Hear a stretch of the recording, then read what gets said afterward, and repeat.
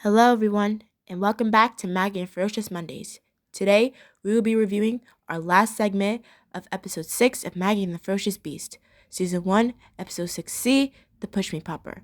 In this episode, Hamilton has won a prize in a cooking contest. It's a Push Me Popper toy, and it immediately becomes Hamilton's most favorite toy. Beast, without Hamilton's permission, accidentally breaks it, what causes friction between the two friends. Luckily, Maggie is able to fix the toy, and they all take turns playing with it. Now, this episode, I mean, it is it is a weak link. It's a weak link compared to the other two segments. I feel like this episode, I have a lot of nitpicks with this one. It's three. Number one, this episode went by way too quickly, even though it was the normal runtime that every Maggie and the Ferocious Beast episode is. Um, number two, number two, I don't really like the way Hamilton was in this episode. And number three, I feel like um I have a big question on Hamilton, how he won the how he won the push me popper. But let me start with the good things first. I will say I I've always wanted a push me popper. I've I've always wanted one. Like I feel like push me poppers as a little toddler was if somebody had um a Barbie dream house. That's how much envious I wanted as a push me popper, because I would see all because when I was very young, I would see a whole bunch of kids my age just pushing them around, and I would get so super duper jelly. And that's basically that's basically the only good thing I could say about this episode. And as for my nitpicks, like number one, I feel like this episode went by way too quickly, which I don't know why. I mean, Hamilton, he got his prize. He started playing with it. Him and Maggie went to go pick blueberries. Also, I like their blueberry song. It was really cute. But I feel like maybe because they came back a bit too quickly, like 1 minute later. Like I get it if they was like gone for most of the episode, but I don't I don't know. And number two, Hamilton, like at the beginning I understood him because like, when you get a gift, the best part about opening the gift is wondering what it is first. Like I'm pretty sure that was everybody. And him wanting to recycle the wrapping paper and the bow. I'm pretty sure that was all of us at one point. And this was also I remember this concept also in a Max and Ruby episode when it was Ruby's birthday, and when she was unwrapping her gifts, and she was like, I want to save the wrapping paper. I'm pretty sure that was all of us at sometimes. I remember I went through that phase, and I'm still kind of in that phase right now. I'm still kind of in the thick of that phase right now. And along with and Hamilton, like when Beast, I mean, he immediately found out that Beast broke his push me popper, like immediately. And I mean, yeah, he was right. Like Beast said, "How did you know it was me?" And Hamilton said, "Well, who else could have been? Who else could have been?" And then both of them go back and forth, and then Hamilton, what he said to Beast, I felt like he was caring more about the push me popper and less about his friend trying to apologize for breaking it, because he just wanted a turn.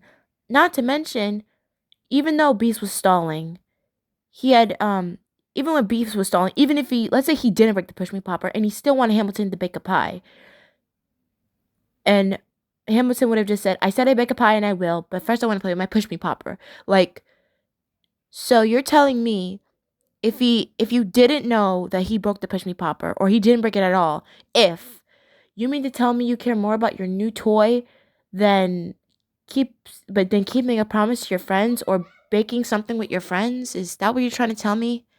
Like, Hamilton, you're better than that. Come on now. Come on, that's not what I like to see from my little piggy. That's not, no. And then even when Bees was trying to make it up to him, when Maggie was trying to fix it, he was like, I'll give you one of my spots. And then he was like, what would I want with your spots? What would I want with your spots? And then he said quite nicely, he said, they can make good mats for your new dishes. Like, come on now. He's trying. I know Beast is trying to make it up to him. Even if the thing didn't get fixed, I know he was trying. I know he was. And then even though Maggie was able to fix it, the both of them made up, and then they went through this whole thing about like, you could play with it first. Oh no, I insist. You could play with it first. And then at the end, when they all went to go make the pie, the Punch Me Popper just comes alive on its own. I mean, like I said in my episode review of What's in the Bag, whatever, and then if an inanimate object comes in this world, it can possibly 90% come alive. So, no surprise there, but it still kind of made me jump as a kid. Now, on to the third nitpick. When Maggie said, "I enter your blueberry muffin contest," I mean your pumpkin muffin. I don't know where blueberries came from. Maybe because of blueberries in this episode. But when Maggie said, "I enter your pumpkin muffin recipe into a baking contest," and it won, what contest is she trying to say? Like, was it like a contest in Nowhere Land?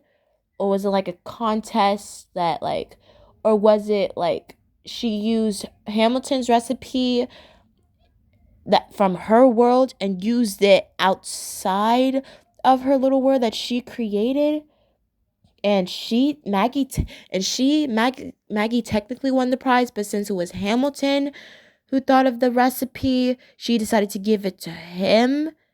If that was the case, that was really sweet, but I'm just kind of confused. I wish she could have clarified that, you know? I wish she could have clarified it. I wish. Now, there's one more thing I wanted to mention is I know that I'm happy that Maggie was able to fix it. You know, all is well that ends well. But my main problem is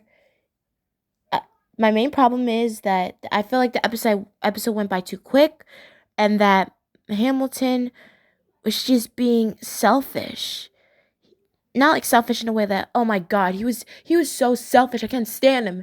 Selfish in the sense that like it's a shock to see him like that.